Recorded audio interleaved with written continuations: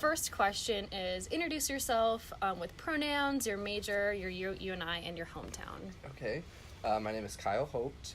I am a communications major. I am from Des Moines, Iowa, and Your pronouns. pronouns, he, him, his. Perfect. So, are you a member or ally of the LGBTQ community? I am indeed. Definitely. Would you mind sharing your identity with us? I am gay. Perfect. So, has your journey in the LGBTQ community, has it changed? Has it remained, like, static? Like, did you know that you were gay? When was that? I actually started to figure out the process when I was in 8th grade. But I went to Catholic school. Oh, me too. So it's been like kind of like keep it a secret, whatever. Like not necessarily to like protect myself, but more just like I didn't want to deal with the hassle of coming out to Catholic school. Definitely. So I've known for a long time, and I came out after I graduated. High school or? High school, yes. Perfect. So I came out after high school, and then college definitely opened up a lot of doors to being able to express myself and be who I really am. Awesome. I'm glad that you have found that place to find your true identity. Yeah, so did your identity or being a part of the LGBTQ community affect your decision to attend UNI? Not necessarily. I actually started college at a Catholic college as well, St. John's University, and I went there for a semester, and I was just like, it's too small. It's not open enough for me. Yeah. So I definitely just decided that I needed to be at a bigger school, and UNI was not the biggest of the Iowa schools, so I was like, I'm going to go there because it seems like the in-between. Yeah, perfect. It's like not too big, not too small. So do you feel accepted at UNI? Oh, absolutely. I would say I felt the most comfortable here. Definitely. I feel like everybody's pretty accepting and pretty open to learning about the community itself. For sure. And college is a really great time to be like apart from communities that may not be accepting. Exactly. Definitely. Exactly. So are you involved in any LGBTQ organizations such as UNI Proud? I'm not. I have gone to a few, I participate in their panels and, I go to some of the events, but I'm not actually a part of Proud. Definitely. So, you were part of UNI Proud's drag show. I was. Did they reach out to you? How did that process go? I actually performed in the Dragaganza back in the fall. And this year, I kind of, dropped the ball, and I forgot to sign up, and they actually reached out to me, 2 weeks beforehand, and they were like, hey, we loved your performance in the fall, are you still wanting to perform? We have open slots. And I was like, heck yeah. Oh, for sure. Sign me up, and I was it was really touching that they, remembered me at all for the first one, and they were like, hey, you want to come back? And obviously, it's a fun experience, so I didn't want to miss out. For sure, and it was super, super fun. We got to meet the Vixen. I'm just making sure that it's still recording. I would panic if it didn't. So did you get to meet the Vixen and the other queens? She, walked in up into where we were all getting ready, and she is just the nicest. She was so excited to meet queens from different areas because she's from Chicago, so she knows the Midwest. But I think it's just fun to be able to go to schools and see who's working to be where she is, maybe. Definitely. Did you know any of the other queens before performing? Not personally. No, not from I knew them from last time I performed because a good majority of them had performed at that one too. Definitely. But no, not personally. Oh, really? Yeah, other than the other show. Yes, definitely. Yes, so it's cool. crazy. So, outside of drag, have you performed in any other artistic expression, like choir, theater? Yeah, I'm actually part of the UNI Varsity Men's Glee Club. Ooh la la. But that's all I've done on campus. Definitely. In high school, did you do any theater, choir, band? I did. Yeah, I was in 5 choirs in high school. Oh, we love. And then I did the musicals every year too. For sure. So, did the experience being in performing arts things, did that inspire you to do drag or?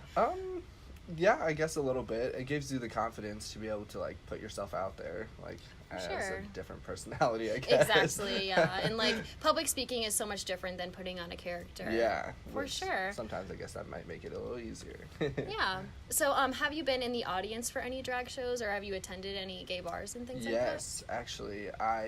This past spring break, I went to LA, and I went to a couple gay bars there, and I saw a lot of the queens from RuPaul's Drag Race, oh, really? Drag Race and stuff. Yeah. So it was really fun to see another level of professionalism. Exactly. They're doing this for their job, and it's so cool to see the different, especially out in LA and stuff, it's so much. Yeah, it's so much different than yeah, it's very bougie. Yeah, like, and you see these people who put like thousands of dollars to their outfits, and you're like, oh, love that. yeah, For like, sure. You're on a different level than I am, but I love it. Yeah, outside of LA and experience with RuPaul's Drag Race, have you seen any other like Midwestern queens or? Yes, I have gone to Iowa City Studio 13. And they have performances on the weekends, and like they have amateur nights during the week. So like I've gone to a few of those and definitely seen some of the local queens and all that they do. And obviously at Pride and stuff, they have like different Des Moines Pride and Cedar Valley Pride. They do drag shows and stuff with so like cool. a lot of like burgeoning queens. So oh really? Yeah, that is so neat. Gives them the opportunity. So I know there are several different bars in Cedar Falls. I know there's Kings and Queens. So how would you compare the environment at like Kings and Queens or at Studio to like a regular bar experience? I think it's just like a livelier like atmosphere. Like people are like, I don't know. I don't want to say like they're ready to party, but for sure, yeah. They and just like are like there to have fun. They're there to express themselves. It's a safe space that like everybody around them is most likely going to accept who they are. For sure. So, I don't know if anyone would ever go to a gay bar and not be accepting, you know? Exactly. Yeah. So I definitely think that the atmosphere is a little bit more exciting, at least to me. For sure, yeah. That is so neat. For the interview, I wanted you to introduce us to your drag queen. So okay. Which queen do you play? I am Scarlet Rose. So, like, do you want to talk about, like, how you conceptualized your queen, describing us for those who aren't familiar with Scarlet Rose? I guess it kind of took a long time to, like, really figure out, like, the separation, because I wanted there to be a separation between Kyle and Scarlet. Yeah. Because, I don't know, but it's hard to separate it, because, like, I find myself, like, acting like Scarlet sometimes just because I want to be sassy. Oh, for sure, yeah. Like, you want Scarlet to be a little bit, like, more relaxed, but, I don't know, she is definitely, like, she's kind of quiet compared to other queens. Like, I'm not as boisterous as some of the ones that, like, really want to be seen, but obviously, like, doing drag, you're going to be seen. You want to be seen to an extent. But she is, I don't know, it was hard to, like, come up 100% with, like, the separation, I guess, like I said, but she's a good time. Definitely. Are there any like celebrities or like cultural people that you could like relate to Scarlet? Or? Oh my goodness. Oh shoot. even like the songs that you pick. Like, I guess Ariana Grande is a huge. Oh, we love that. I love Ariana Grande. Yeah. So I definitely, especially like Seven Rings, I did that song at the past show, and like watching her music video, it's so like excessive. Oh, and I love that. She's so like excited and like. I don't know, I definitely go towards, like, darker colors. Like, I wear a lot of black, and I like to, like, I don't know, I love to dance around and be a little, like, sexy. Oh, for sure, yeah. So I definitely, like, I channel Ariana Grande. But then I did Juice by Lizzo. Love that song, too, because it's just upbeat and fun, and it gets the crowd going. It's definitely hard sometimes to, like, pick performing songs. Oh, for sure. Because, like, you have to, like, find something that the crowd's going to want to, like, react to, but also that you're going to have fun doing, because otherwise it's not that exciting. Definitely. And for people who aren't at You and I Proud's event, did you want to like describe like your outfit and your performance? Oh, sure. I just wear like I wore like a t-shirt that said less bitter, more glitter. Yes. And like I just like the funniness and like having people look at it, and prancing around in 6-inch heels is always a good time. Oh, 100%. Yeah. Takes a lot of practice. For sure. But yeah, and then the other song I was wearing all black mesh shorts and like mid-calf leather boots with 6-inch heels, which is a good time. Oh, for sure. So you said that you have done other drag shows. What other songs are a part of your repertoire? Well, I've actually, The Fall was my first show, like, at U and I did Hard Out Here by Lily Allen. Oh, really? Yeah. Yeah, and that's kind of like a comedic song, so it's like you can incorporate some funny things with that song and get the crowd amped up. Oh, for sure. And those are really great crowd-pleasing songs. Yeah, absolutely. So have you faced any stigma or judgment about doing drag? That's actually, like, one of my biggest things, like, especially, like, trying to, like, meet guys. Like, how do you tell them that you, like, dress up like a woman and, like, dance around? Like, it's kind of, like, it's tough because a lot of people are, like, ew, why do you want to do that? Yeah. Like, what's the point? Like, you're a guy. And it's, like, I am a guy, you're right, but... True. And a performance is different than what you identify as. Exactly. And I think sometimes, especially people outside of the LGBTQ plus community, they like, don't understand that. Yeah. It's like, it's just a performance. I'm just out here to, like, show people a good time. Like, exactly. I don't like identify as a woman, or I'm still a man for this. It's just a fun thing to do. It is so interesting how people, especially people who aren't well versed in LGBTQ issues, they think that someone who does do a performance is someone who's transgender, and just because someone you're on stage like being a woman, but then like that doesn't mean that you're walking around every day doing that. I mean, as much as I'd like to walk around UNI's campus in heels, like that'd be amazing. Like, love that. No, and the definitely big thing was like my family as well with it. They. Like, I was scared to tell any of them, because... Are they more on the conservative side? My parents definitely are. My siblings are super accepting of all of it, but I'm still nervous to tell them, just because it's one of those things where you just don't know how people are going to react, so... Definitely, for sure. But they've reacted well, so far. Good, I'm glad. My siblings have. Yeah. Parents don't know. Oh, no, yeah, you're fine. So do you feel more comfortable in drag, or do you feel less comfortable? I think I definitely feel more comfortable in drag. Like, it's just... It's like I said before, it's a character, it's a persona, and like you kind of have to be like that or it's gonna fall flat, I guess. Definitely. Like, yeah, because it's hard to see people get out of character on stage, and you kind of feel for them. There's a confidence that comes with it, and you kind of have to. Definitely. So is there anyone in the drag community that's like inspired you to drag, or anyone that you like to mimic or anything? I guess not necessarily anybody specific. I've just gone, like I said, I've gone to all the Pride events, and then Cedar Valley Pride and Des Moines Pride, and there's a lot of queens up there, and it's like, oh my gosh, if they can get up there and look that fabulous, I want to give it a shot. Oh, for sure, yeah. It's a good time. Put a little flair on it. Put a little Scarlet flair on it.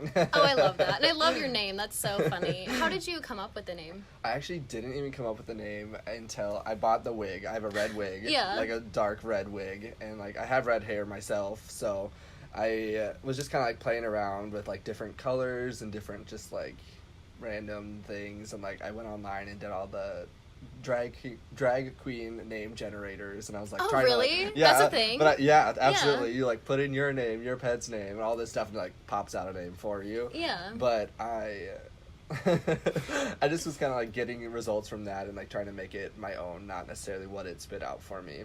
But then I had ordered the red wig, and I was like, Scarlett, that works. And then I really like rosé. Oh, same, so I was like, I'm going to just smash these together, and it sounded good. So. We love that. That's so funny.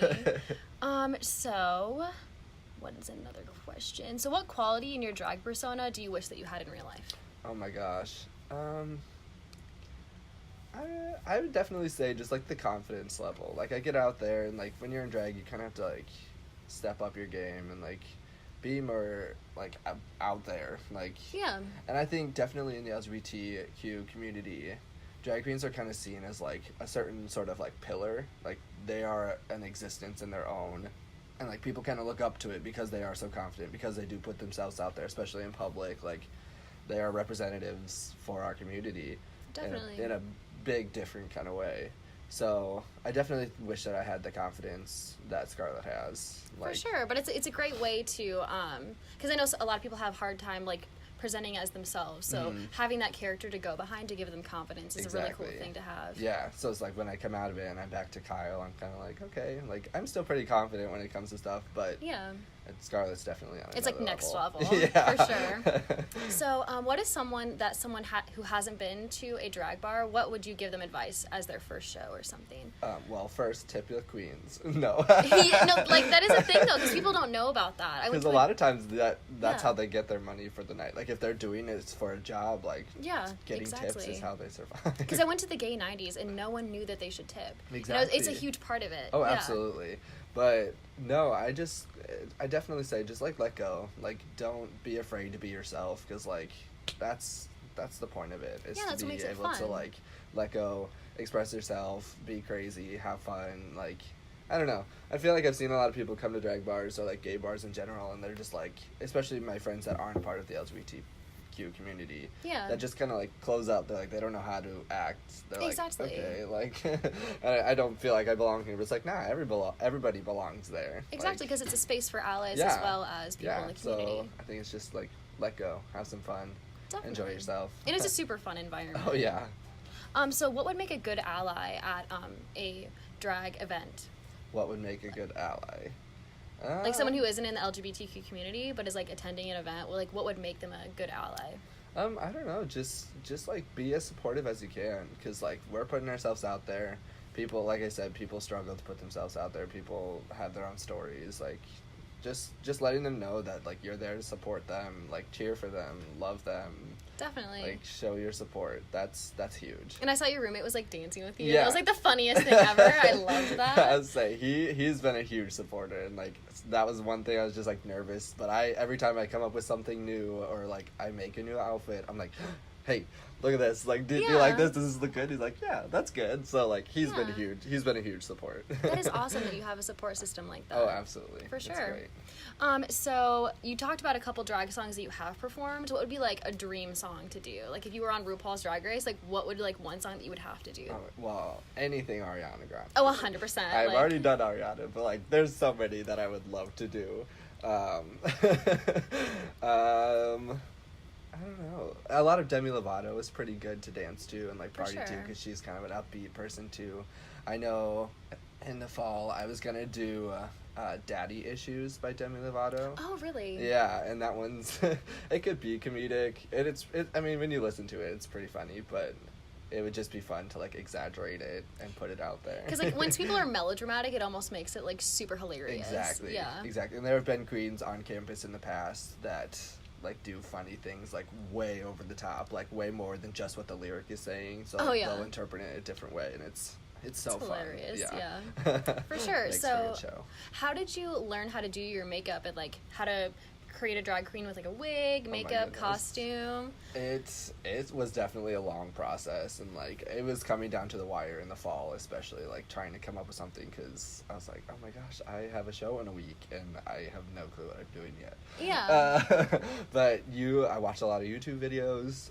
Sure. Have a couple friends that would come over and like we would test things and like see how things would look, or like she would help me do it and then I would try to replicate it later by myself.